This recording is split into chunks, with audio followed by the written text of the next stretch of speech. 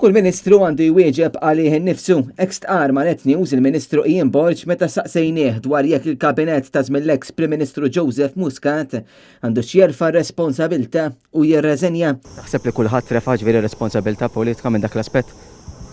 Ovvjament kulħadd ikun jista' jwieġeb għalih u bħala gvern kollettiv għamilna l-pożizzjoni ċara fid-diversi statements uffiċjali li ħarġu. Il-ġimgħa li għaddiet l-istudenti universitarji talbu lill-Ministri u d-deputati fil-Gvern ta' Robert Abela li kienu jiffurmaw parti mill-kabinet ta' Joseph Muscat sabiex jerfgħu responsabilità politika u jirriżenjaw kollha. Dan fid-dawl tal-fatt li l-inkjesta pubblika dwar l-assassinju tal-ġurnalista Daphne Caruana Galizia tefat responsabilità kollettiva fuq l-Istat għal dan l-assassinju.